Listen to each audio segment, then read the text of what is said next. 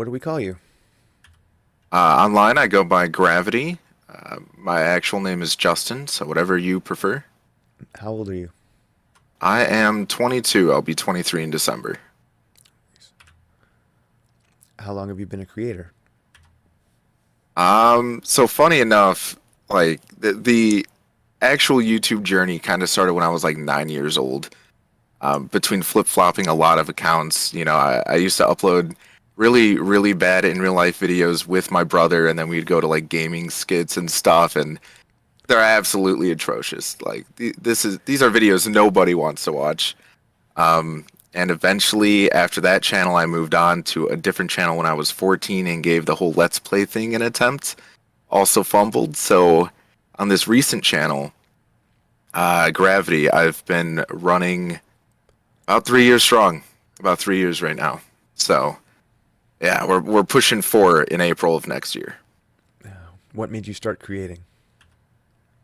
Um, when you're a kid, you you have so many creative ideas and so many creative visions. And for me, I always it was almost like a debt I had to pay to myself because I wanted to do so many things as a kid that I just never ended up doing. And at some point, you know, I was like, if I met my younger self, would they be proud of the things I've done? And the answer at the time was no. Uh, there was nothing I achieved that I wanted to do as a kid, so uh, doing YouTube was always one of those goals. So eventually, I I put my foot down, made it work. I was going through some stuff at the time of creating my channel, and just um, I found the time to dedicate it to that, and we're good. We're good. So that's kind of why I started. It's more of to fill that creative hole in my life that I didn't have, as well as I owed it to my younger self to do the things that that version of me always wanted to do, but didn't. Absolutely. One of the things that took me a long time to figure out was that you could always learn something from other people. Someone always has, whether it's a story or actual knowledge or just some sort of lesson that they had to learn the hard way. Um, there's always something to learn from meeting other people. And it's crazy because, a lot of times, especially as you're younger, whether you're the one being judged or you're the one judging other people, um, you don't realize how insane it is that human interactions are even a thing. So many animals and shit just don't even have those interactions. I don't know. It's just one of those weird thoughts of just how cool and lucky we are to be able to have human interactions in the first place and learn from each other. Hmm. Um, and I've been lucky enough to learn a lot from my dad, who um, also had some problems that he overcame, which was super cool. What did you want to be when you were a kid? Oh man, where the list goes on forever, dude. I could be here for hours. Like Johnny Sins, man. I just wanted to be fucking everyone. An astronaut, a teacher. I mean, a NASCAR driver, a pro video game player. I'm not that fucking good at nothing. Um, but one of those things was always a YouTube. Just in the back of my mind, I spent so much time playing games on my own, and it's like it'd just be cool to either have friends to play with or some sort of community there to keep me going. And that was the goal from the beginning, was to have a supportive community that not only supported me but would like support each other on whatever dumb shit we wanted to do. If somebody wants to go out there and fucking be a graffiti artist, by all means, bro. Like having anyone support that would be the coolest thing in the world. And just to have anyone show up and support me is something I'm so lucky for in the first place. So I'd say the biggest thing I wanted to be as a kid would be a YouTuber. And granted, it's not, this isn't a living for me. I still have my jobs and stuff like that, and then school. Uh, but it's been slowly getting there, which I'm super grateful for. What kind of foods do you like? Oh God, I'm a big meat guy, man. I be eating that meat, all in that pizza, the burgers, the hot dogs. Oh, bro, everything. Um, sushi, all sorts of seafood, man. Crab, bro. bro. You know, like everything. Bro, I don't judge, man. I will eat it all. I will eat it all. I guess at this point, maybe a question would be like, what do I not eat? Because I'm not a picky dude at all, bro. I'll be sitting there munching on PB and J's, and the next second I'll eat like a s'mores or something. I don't know. I should probably watch what I eat more. Um, yeah, just about anything. How about you? What's your favorite? I think bread, something with bread in it. So like burgers, Oh pizzas, yeah. just like you Oh yeah. said. Yes, sir. Yeah. That's the route to go down. Everything bread. Do you have a specific kind of bread that you really like? I don't know. It depends on the day because you can do all sorts of different things. I really like the ciabatta Right. buns, the chewiness of the ciabatta bun. Mm-hmm. So if you get like a chicken sandwich and you have ciabatta bun, I really like that. It's just Oh like yeah. soft but chewy at the same time. Dude, when it comes to bread, have you eaten Subway at all? Yeah, You know their Italian urban cheese? yeah. Oh, Is that your favorite? bruh. Oh, without a doubt. Yeah, yeah, yeah, I eat that shit up, man. I don't get Subway too often, but when I do, that's what I look forward to. That Italian urban cheese bread is just, it's something else. What kind of games do you like? So many, man. Mostly I'm mostly a co-op guy, right? I like playing games with my friends or with people who show up to support the streams and stuff. So really anything co-op. I'm not super competitive. Sometimes I can be. You know, when you're running that search and destroy on Call of Duty, bro, come on. It's like you gotta be competitive. So that's when it's like, you know, time to sit up straight and fix my posture for a minute, and have my face be half an inch away from the screen. But usually, it's the co-op stuff. So like Call of Duty Zombies has been something that has been near and dear to my heart since I was 8 years old. I used to actually think Call of Duty was only a zombies game. I didn't even know about the whole campaign or war shit. I just thought it was a zombies game. I'm like, dude, I'm fucking killing Nazi zombies, man. Like at 8 years old, it's like I don't even know what Nazis are, but I'm killing them, you know. Yeah. Um, so it was, yeah, anything zombies, Left for Dead, Back for Blood, um, fuck Dead by Daylight, which isn't really a zombie game, but it's kind of, that's like probably to the extent of how competitive I'll get is like games like Dead by Daylight or Search and Destroy specifically in Call of Duty, because besides that, it's running zombies or Minecraft or just other games I could play with my friends, you know. That's where I get my enjoyment. If you're big into scary games, which I fucking eat that shit up, I'd recommend Outlast Trials. That's been real good lately. I'm a big fan of that. It's a co-op. It's four people on a team versus it's just AI, but it's pretty cool. What's the first game you remember loving? Okay, there's this game that nobody's ever heard of whenever I ask them, but it was a PlayStation 2 game. It's called Maximo. It's a game where it's kind of like I think it was based on ghouls and something, whatever the shit is, ghosts and ghouls maybe, and you play as a knight. You know, it's the typical oh your princess was taken to the next castle Mario type beat, and I watched my dad play it, and then he's like, yeah, God, I had to have been like 3 or 4 at the time, and he's like, all right, you play it while I go to work and beat the level. I remember sucking so much ass, man. I couldn't beat that level for the life of me, but I fell in love with it. It was so cool. It's like a platformer. It's just kind of hard, but it's pretty cool. It's pretty cool. Good Awesome. game. What kind of movies do you like? Specifically, like bro, I'm balls deep into horror movie stuff. Like that shit is so fucking good. Some of them are so cheesy. It's like that 80 cheese, the 80s cheese. You know, it has that personality to it where you're like, this is so shit that I love it. Um, have you ever seen like Jason X? No. Okay, so you know who Jason is, though, right? Yeah. Friday the 13th.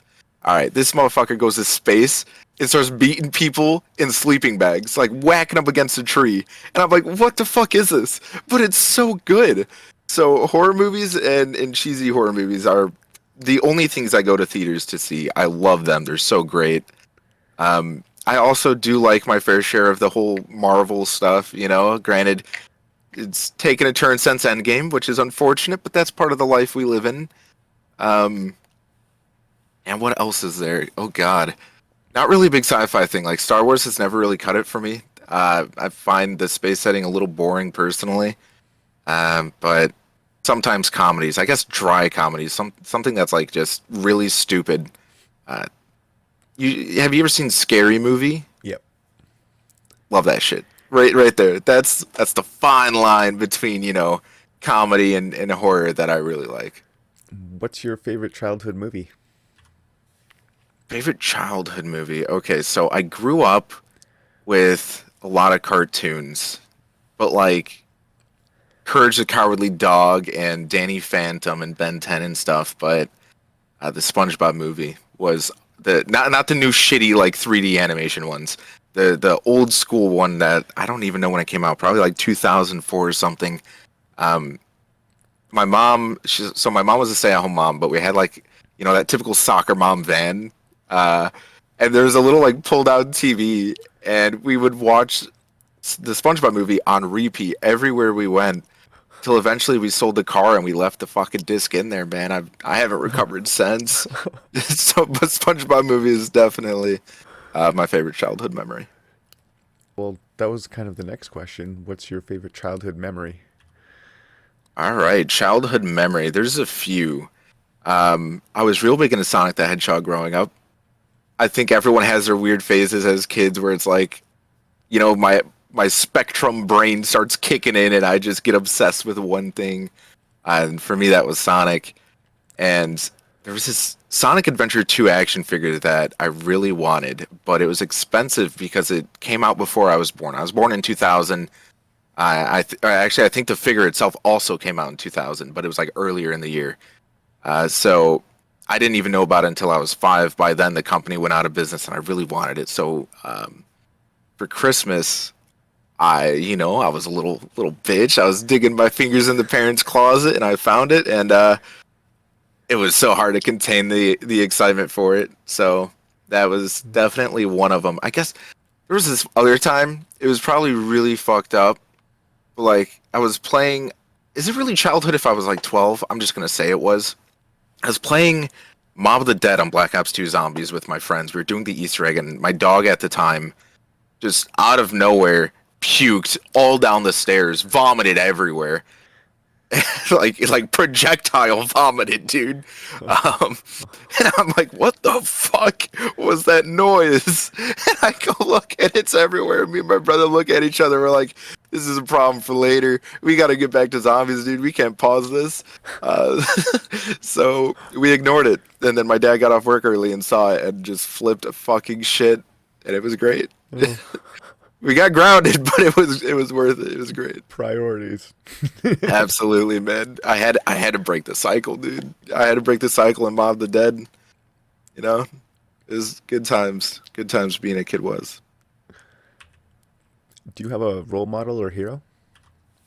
Um, yeah. I would say um, both my dad and my close circle of friends I have. So with my dad's been one of those. He's a very stubborn guy, but he's taught me everything I know, and he's always been just a really great leader and role model, and he's always been that kind of guy to be like, do as I say, not as I do, because he's far from perfect, but he has nothing but the best intentions for me and my siblings, and it's great. As for my friends, oh man, they're what keep me going, man. I am fucking nothing without them. They've supported everything I've ever done since I've met them. We started working at a pizza place to get together back in like 2018. It was right on the hype of Black Ops 4, Avengers Infinity War. Life was good, and they were the coolest guys ever. And since then, we've done everything together. They make music. They're so fucking talented, far more talented than I could ever be. So seeing everything they do, it keeps me going. It's what motivates me is to hopefully one day be half as good as they are. What kind of books or shows do you read or watch? God, books, man. I'm not a big book guy. I have a hard time paying attention. I used to read a lot of the Diary of a Wimpy Kid books, bro. That shit was banging. I watched or I read The Outsiders for school, and I actually like really enjoyed that book. Um, as for as for reading anything outside of that, I don't have the attention span, dude. too much time on those YouTube shorts. You know, they'd be rotting my brain and shit. Um, as for TV shows, I'm not a big TV guy. It's hard for me to sit down and just essentially tickle my balls while watching a screen for 6 hours straight. But I'd say The Boys. The Boys on Amazon Prime. Have you heard of that? Yep. Excellent show. Excellent. Oh, you've watched it as well? Yep. Yep. Dude, it's so good. It's what the superhero show should have been. Right? It's what every superhero, everything should be. And it's like, dude, Homelander, fucking the actor for Homelander, Anthony Starr, is one of the most talented people ever. Like, no one can immerse me like he does. And I think I was watching one of your streams when you said like it's hard for you to be immersed because you think about the actors, the TV crew, and just how they set up the shots. Mm-hmm. But like, and sometimes I have that same issue where I'm like, okay, this is just I'm more worried about how this is shot, and this actor's performance isn't super well. But Anthony Starr is the only actor that I think I would be a little bit skeptical to meet because I'm like, you play this douchebag so well that I can't help but think you're a douchebag in real life too, you know? So that show's one of them. I also watched the show called You on Netflix. It's this dude's a stalker, and I fucking love it, man. It's so interesting because there's some sick people like that in real life, but the actor Penn Badgley just carries it so well. He's excellent. So those two shows for me are just beautiful. What are your current goals or plans? In terms of content creation, I would say, oh God, unfortunately, like this is probably a dead end answer, but like I feel like I met them because my goal for my whole life since I was a kid, I always think it was like, how cool would it be to see that number hit 1,000? You know, I've never won anything in my life. I wasn't competitive as a kid. I wasn't in sports. And to me, like, granted, you know, you don't get the YouTube play button till like 100K, but it's like just to have 1,000 people think that I was worthy of their time was always my goal. So we met that, which is unbelievable. I'll send you a picture after the call and interview, but my friends they handmade me a wooden play button, and it's the coolest thing in the world for 1,000 subs. So I guess now all that's left is like, since the sub count was met, would be to help my friends get there and upload stuff that I've had ideas for videos for, but they were way too long of projects. I've always liked and enjoyed long form videos. I'm talking like 2 to 4 hours, you know, something I could just throw on the background all day and listen to. And I always wanted to shoot my shot at making like a really serious video game critique. And I think that might be my goal for next year. And of course, streaming and helping my buddies hit their milestones and doing what I can to just help the people around me grow. As for real life, graduate college, get out of the pizza delivery driving business, man. You know, wow, there's too many weird stories to be to stay in this field for forever. You know what it's about. Yeah. You know, sometimes when I'm getting called slurs by little kids on the phone for too long of orders, I'm like, man, I ain't getting paid enough for this shit, man. So yeah, graduate, get a real job, and see, you know, take life one day at a time, see where it takes me. Do you have any tattoos? I do have tattoos. So I have 3, and I can show them off. So I have one here, some little triangle glyphs. Then I have some on my forearm here. This one's personal to me, so I won't share. But this is a family tree that I designed in high school. So my mom, dad, brother, sister, and myself are all on there. And I got this one for my 16th birthday, matching with my mom, which is also a personal story. But yeah, I would like to get more. I would like to get some silly ones. Well, an idea I always wanted to do with my buddies, since we all met at a pizza place, was just to get a pepperoni slice on our ankles or something. You know, to have that lifelong bond of fuck yeah, we met at a pizza place. You know. That's awesome. But yeah, that's all I got for now. Yeah. If you're gonna get another tattoo, what would it be? Oh God. me and one of my friends who means a lot to me, her and I have been really close for the last 7 years, and we dated for a while, and even while being together, we would just call each other bro, like, hey bro, how you doing, bro? And it's, all these years later, her and I are still calling each other bro. I mean, me and her fucking dad will call each other bro, you know. And I think next tattoo is just going to be the word bro. I think that's the game plan. What are some of the tough parts of being a creator? Oh man,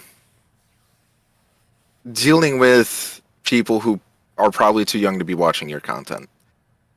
That one's tough because part of me feels that moral obligation of I cuss like a trucker. I say way too inappropriate jokes. I've made it very clear, like, you shouldn't be here unless you're an adult or you have your parents' approval. And there's a lot of little kids who still show up, and when the second you see them show up more than 5 times, and then they start talking like you're talking, and you realize you've been a bad influence, it eats at you a little bit, and you're like, well, you know what? Fuck it, right? Fuck it, we ball. This is your parents' job. What the fuck? I'm a 22-year-old playing video games. Why am I worrying about this?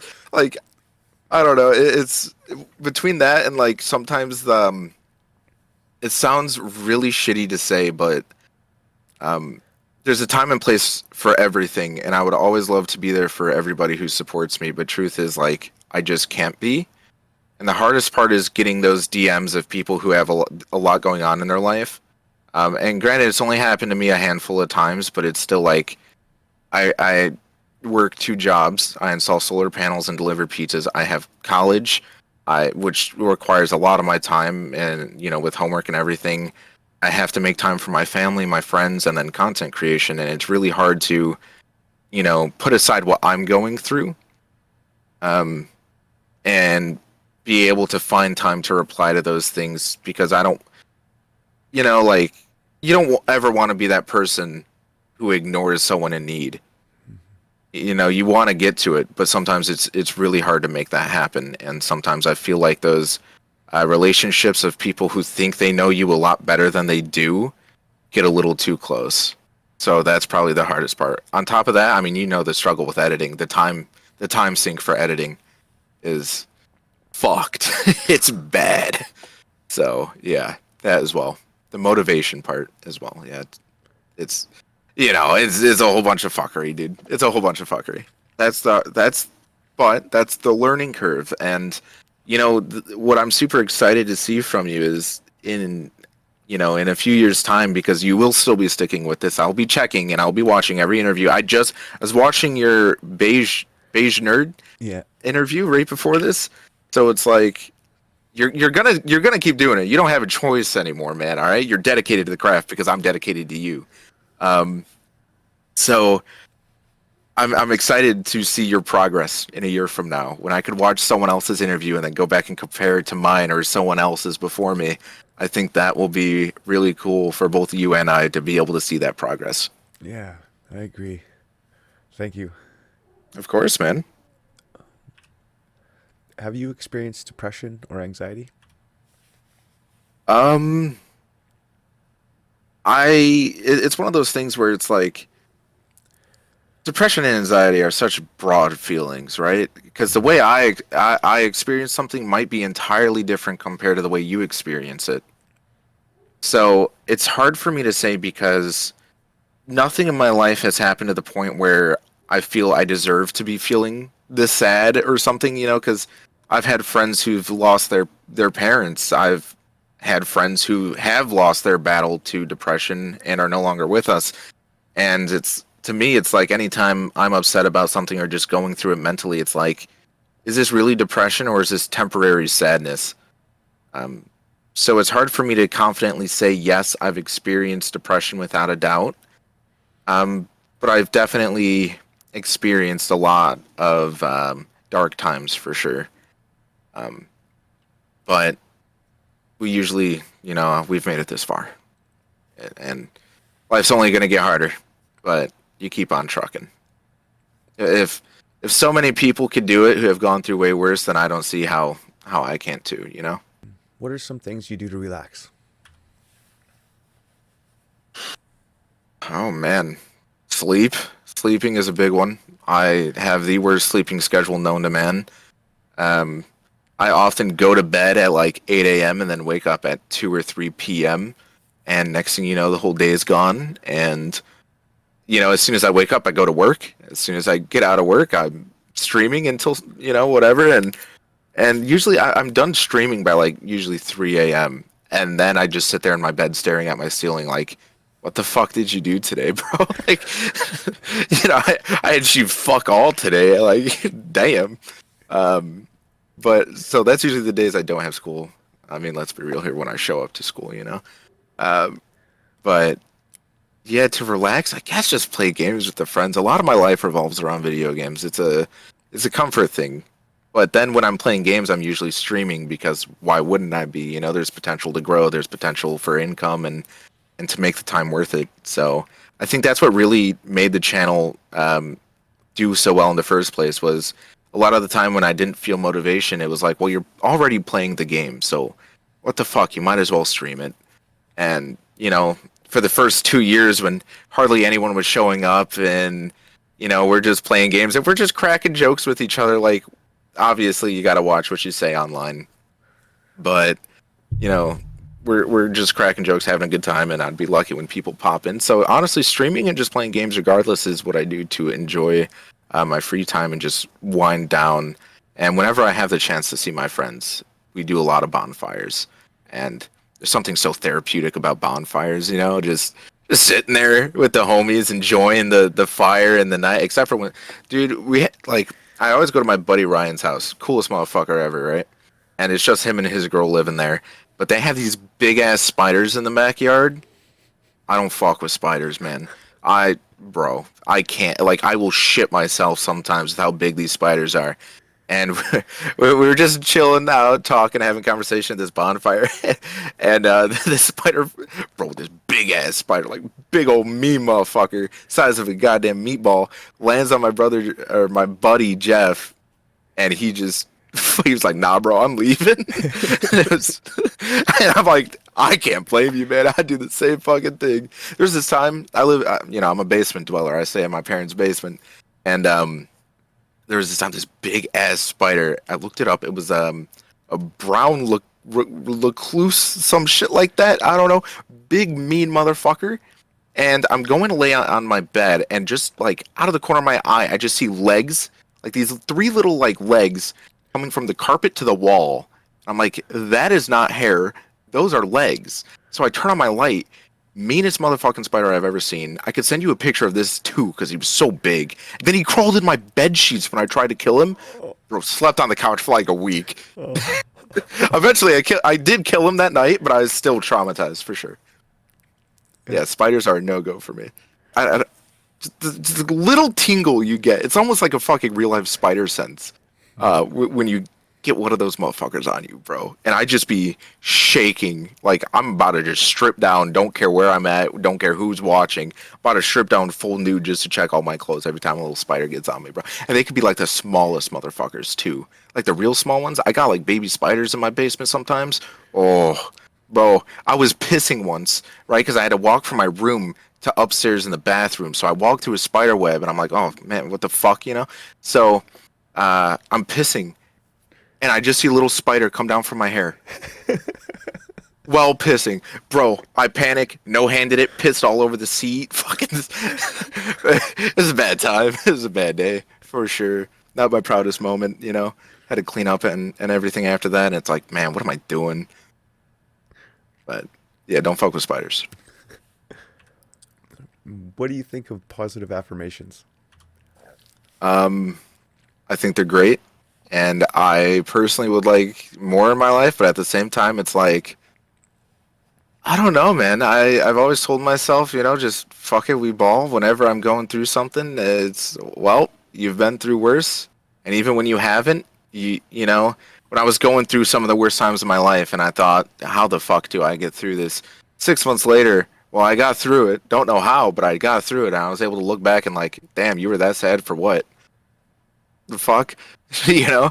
Um, so I think the people who use them, it's great for them, and I'd recommend them, despite the fact I don't personally use them. I just to me, it's the mindset of, well, I'll get through it somehow. I have already. I've made it this far, so yeah, I think they're great. Are you spiritual or religious? No, no, not at all. In fact, like I had a friend who used to be real religious, but bro, religion. I have a lot to say about religion. Nothing against people who are religious, of course, but my buddy used to push his religion on me, and I'm like, fuck you, bro. Like, I don't care.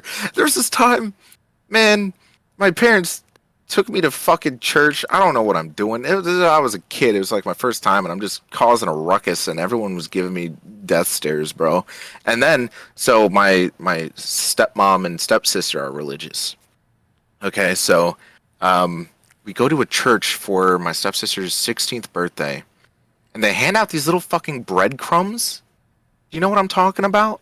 The The circular bread? yeah, the body. Yeah, is that like so I'm in the back of the fucking line because my uncle's like, "You're going," and I'm like, "I don't even know what I'm doing." So I'm trying to see what everyone else is doing, and I'm like, I straight up had no idea it was bread. So I go up to the dude, smell it, and like I lean over because he's holding it like this, right? I lean over and smell it, but it looks like I'm smelling his fingers. So I'm like, what the fuck am I supposed to do here? So then I take the bread and just like break it in half, and I'm like, put it in my pocket for later. I didn't even know it was bread. I'm like, fuck. And then my dad just, oh, he's never been more disappointed in his life. He was so embarrassed, and everyone's laughing at me. I'm like, what the fuck y'all laughing at? You guys did the same thing. At least I thought so, but guess not. So, yeah, no go religious for me. Absolutely not. Or spiritual. All the man. Some I guess it's not real. Is it spirituality? The whole astronomy thing, the astrology rather. Maybe depends on how deep you're into it, I guess. That's fair because some people be telling me like, I had this friend. Her name started with an S, and she was telling me some shit. She's like, "Oh, the planets aligned and the stars were shining bright on the 14th night of October in 1976, and because of that, my parents named me this, and now I'm cheating on my boyfriend because the rising moon fucked the shit out of the lowering star, which no longer glows." Like, shut what? Huh? The astrology, bro. I don't know. And then like people would be calling me an asparagus, man. I'm like, fuck, be making their piss stink or something. Nah, I'm not into that. None of that. Are you an introvert or an extrovert? Um, I think before COVID, I was very extroverted. I would talk to pretty much anyone given the chance, and nowadays it's not really the case anymore. I realize that I like especially because pre-COVID I was 19 years old, and you're still in your social phase and everything. So to me, it was like, oh yeah, I'm always down to meet new people. Now it's like, I'm happy with the friends I got. I think they're the best people in the world, and I wouldn't trade them for anything.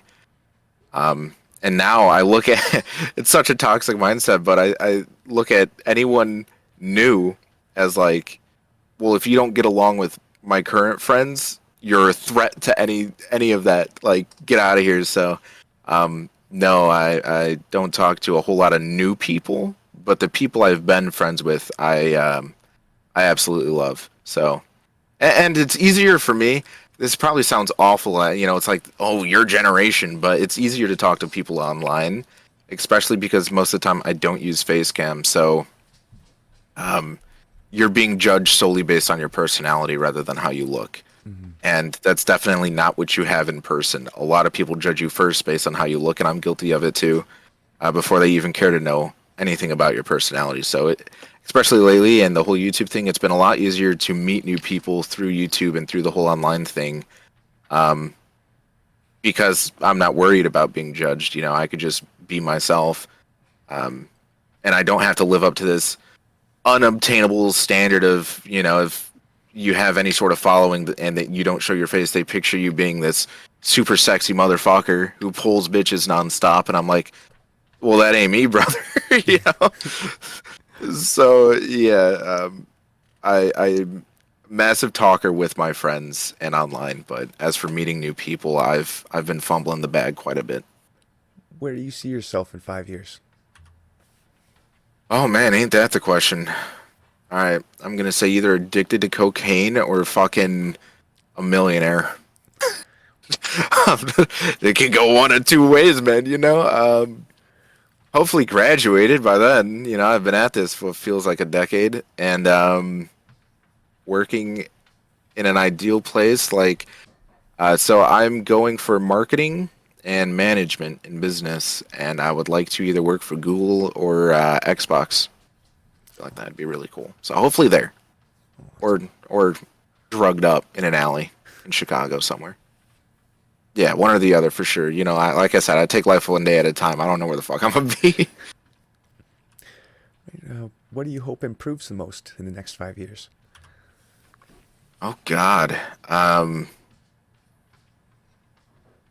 Fuck my physical health and mental health for sure. Especially physical health. I'm a lazy motherfucker, man. When I hear exercise, oh no, I'm nah. And for a while there, I was exercising a lot, and it was some of the great best. Like I felt the best of my life, and it was great. And then COVID hit, and now it's every now and then, or I'll just go on a walk, but it's not really like full on taking it seriously at the gym like I should be. So hopefully I get motivated soon. So I hope that changes in the next 5 years. Or what's harder than you thought it would be as a creator, and what's easier? What's harder, I would say, is brainstorming ideas without copying other people. I think oftentimes, because I spend so much time, I don't really watch YouTube. I listen to a lot of YouTube, whether I'm driving it, that YouTube Premium be kicking in, and I could turn off my phone and listen to it instead of watch it. So sometimes I'll hear someone talking about a game that I'm currently making a video on, and they make a really good point. And it's like, well, I don't want to just regurgitate that. So now, um, whether it's coming up with an entire original video topic in general or being consistent, I guess. For a long time, I put quantity over quality. And it wasn't until like last year I started putting quality over quantity and then realized I was only uploading once or twice a year. Of course, I was still streaming every night, but I still have a passion for actual creation in terms of editing videos. Um, so that I would say is the hardest part is being original and consistent with new ideas. And the easiest part, when I saw a lot of people stream games, I actually thought like it'd be really hard to read an active chat and play games at the same time. And it's actually pretty like I have friends who have difficulty with that, but like for me, it's super easy. So I thought that was a lot easier than it was going to be. So that's probably what I would say. Yeah. Who's your favorite creator? You now, man. But uh, oh god, there's so many because I watch so many different things. I watch people who just talk about life, and then people who talk about the games I enjoy. Um, Favorite creator right now? Might be a cop out answer. I'm gonna go with my buddy Boop Loops. That's his channel name. He's a real small time guy. He does conspiracy theory videos, and he always finds a way to make them really interesting. So I like even if I wasn't friends with him, I would still thoroughly enjoy his content. What is your greatest ambition? Oh man, greatest ambition. To make it successful enough to be able to buy my dad his dream car before he does it. you know, because I'm sure my dad will find a way to buy it for himself. But I'd really like to get my dad his dream car and get my mom her own house. That that would be super ambitious. Is that really answering the question? Why not? I don't I would say so, right? Yeah. Yeah, that's probably the most ambitious goal I got is to somehow financially, whether it's on YouTube or throughout my degree and a future job, but be able to help my parents. If you won the lottery, would you still be a creator? Fuck yeah, yeah. In fact, I think I'd probably make more content because I could hire an editor. You know, so, I love the creative aspect of it. I hate the time sink aspect of it. That's one of the things where it's like, fuck, bro. After a long day, do I really want to sit here and do this? The answer is always no. That's why I don't put out more stuff. But that's if I could hire an editor, my wildest dreams would come true, man. I'd be taken. No, I wouldn't be taken over, but in my mind, I would be. So yeah, that if I won a lottery, for sure, yeah. The amount I could get done if I didn't have to edit, unfathomable. I could be like, especially with like lottery money. Let's just say hypothetically won like 100 million or even 1 billion. You invest that properly for like 6 months, and you could be pulling some Mr. Beast type shit where I created Squid Games or I made Willy Wonka's Chocolate Factory. Bro, you can be doing anything, and it's like, granted, mine would probably be like I bought a neighborhood for my friends to all live with me so we could do LAN parties every day, you know.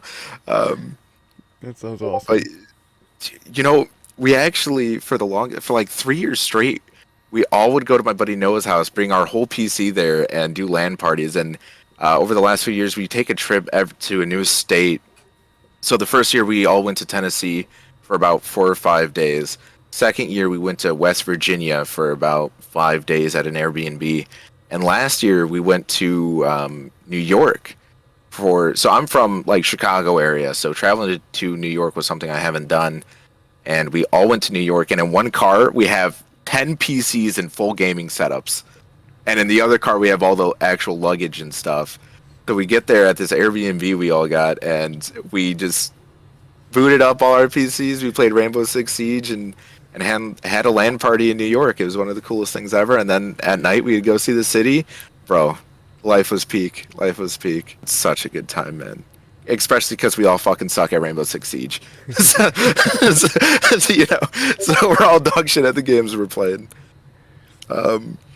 There's so many good memories I have like that, and it's those small memories that stick with you. You know, it's what make gaming what it is. And with having parents and shit, I'm sure your parents understand too, where it's like they don't get the whole love for video games and stuff like some of us do, but it's helped a lot. What are some of the best parts of streaming and creating?